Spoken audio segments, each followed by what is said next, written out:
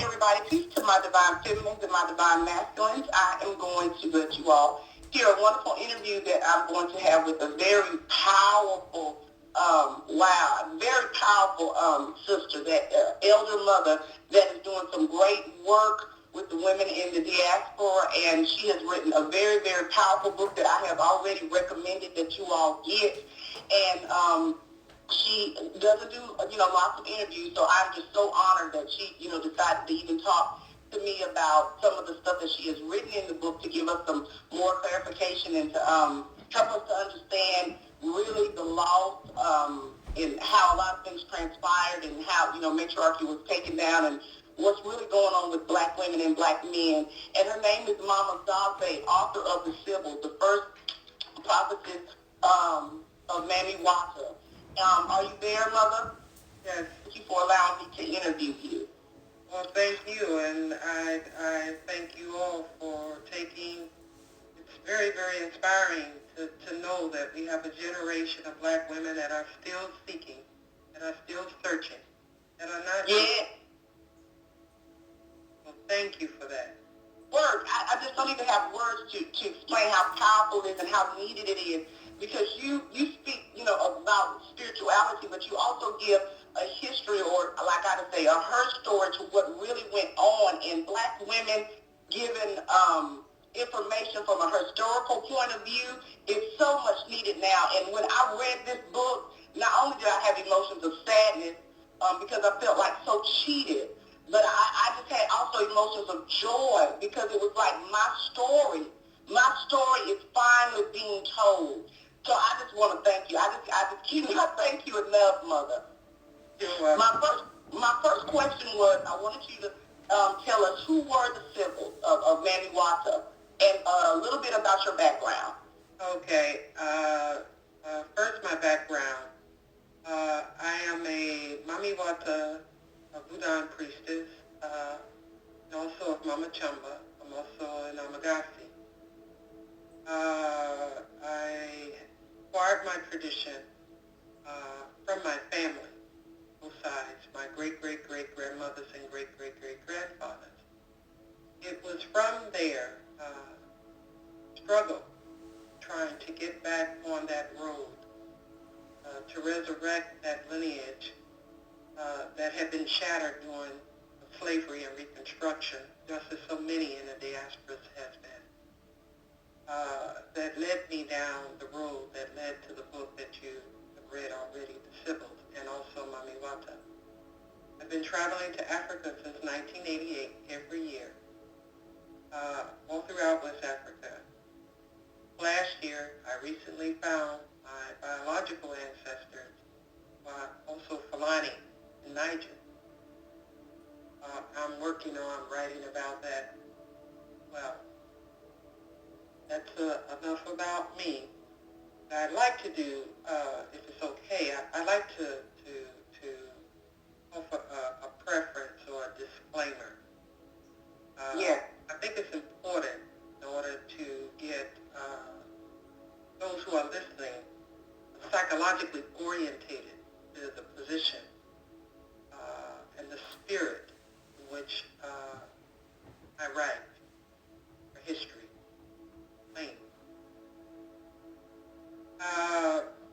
Throughout my life, black women have suffered a great deal spiritually. The forces who are responsible for the desecration and the suppression of her spiritual expression through our ancestral traditions have largely saw to it that there was no roadmap, historically or otherwise, in which she could not only find her ancestors, but find her way back to her spiritual self. The only alternative that she had was feminism. Feminism, the way that it is defined by Western feminists, is antithetical to who black women are and what they hopefully should be aspiring to be. But all throughout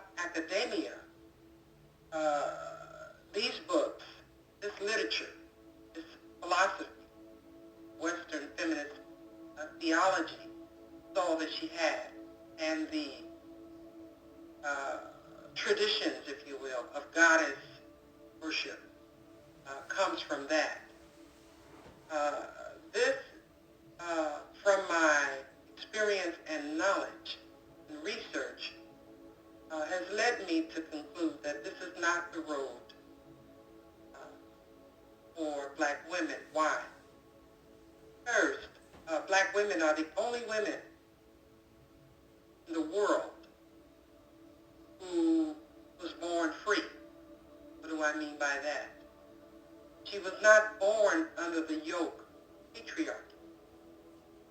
All of Africa, in ancient times, matriarchal. So she was born free to begin with. This is why her spirit is so strong, her purpose so determined, as opposed to Western women who were born under the yoke of patriarchy. Later, after colonial invasions, especially once the indigenous major religions of Africa, from Kemet, Islam, ISIS, were seized and corrupt into a patriarchal doctrine, then Africa, the men included, began to adopt and spread culture of patriarchy in Africa. This is why when you go to Africa, see the women in the conditions that they are, it's no way that any logical person could conclude that this is the same social and cultural structure that built the ancient kingdoms of old. So when black women search for their history, it is not to separate themselves from black men or to impose themselves on black men. Just finding your spirit and who and what you are will reveal who you are and the honor that comes with that. That's the first thing. The second thing is that men, African men, need to know this history because they too, since the beginning of time, honored the divine mother before it was broken away from them. They need to know this history more than black women and understand it well. The research that has, as I was searching for our history, i.e. black women, in Afrocentric research, I didn't find it. Most are still at the reclamation stage, meaning that we're still unearthing, and we probably always will be until the end of time, because our history is so old, the planet. So we'll always be finding great, great, great discoveries. But if we don't put it in its correct historical perspective, we won't understand it. So we say, oh yes, well, King Tut was black, ISIS was black, and on and on. We're still at that stage. The stage that we need to aspire to is to understand what happened during this period that made us vulnerable to the nomadic tribes that ultimately invaded and seized and enslaved us. The problem was an internal problem, my research,